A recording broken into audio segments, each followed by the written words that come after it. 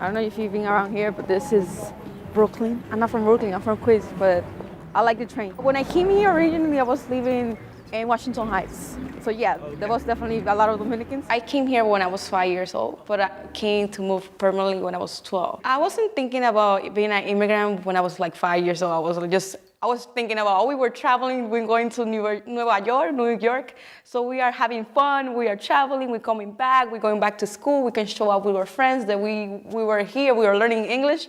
But then when I moved here when I was 12, and then it was permanent, that's when it hit home. I was like, oh my God, I left everything, I had to start from the beginning. This is not who I am. I thought I made the right choice. Or crossing the Atlantis in chancletas. Look at me begging for food, when back in my patios aguacates grew. I have all the papers necessary to prove my starvation, my broken English, my piso soul, my unemployment, my fire hands, hard working ass, my insecurities. Everything is connected to history. The way we act is based on that. I was just looking around me and then I was like, if Trujillo was not president, I don't know what was gonna be about us as a nation. And I was going way behind that. Christopher Columbus and all these people that actually made the way we are right now, I was thinking, I wouldn't have this hair, I wouldn't have this color.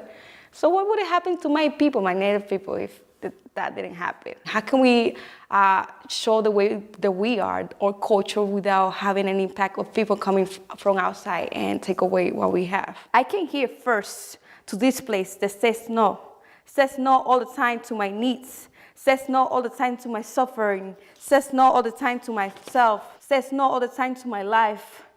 I'm still here in the standing line with others that had eyes splitting for more, por son o humanidad.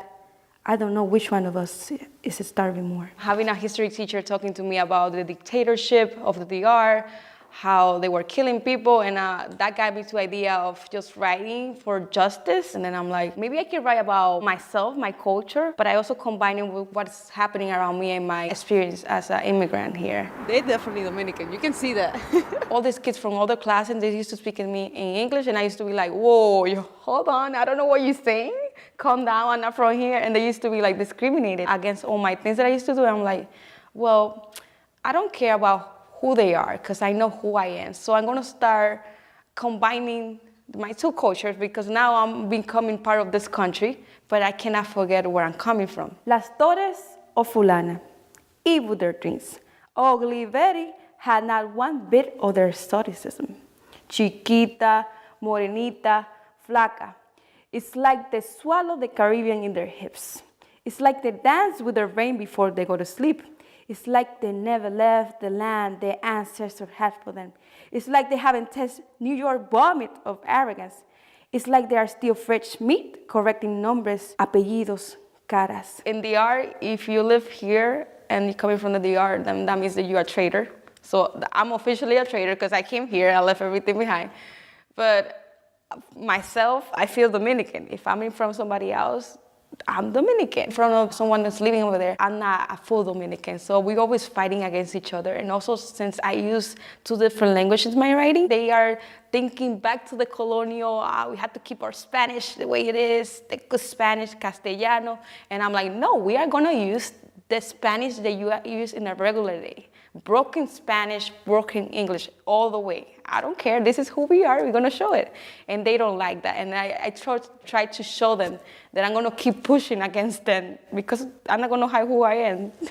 I don't know if you wanna go there. I'm always gonna be in between. If I'm moved to the Dominican side, I'm gonna be a foreigner. If I come here, I'm not American. I live like in a limbo. I'm not from anywhere. And I'm trying to tell the people from here that we need to come together and talk about these issues that are happening and the way they're impacting us. And we also need to talk to the people in the art somehow and open their minds a little bit, because we cannot progress, we cannot change according to them. And this is the tension that is always in my life. I think nobody swallow la furia from maleteridos, estereotipos, noticias. Las hijas of fulana dream books to sleep with a diploma next to the door. A connection between los aborígenes y la lucha. Those fulanas, you, then, or me, make love silently in the rain with the nostalgia, returning without moving a foot, giving birth to a new, old, sweaty day, forgetting and remembering to sobrevivir.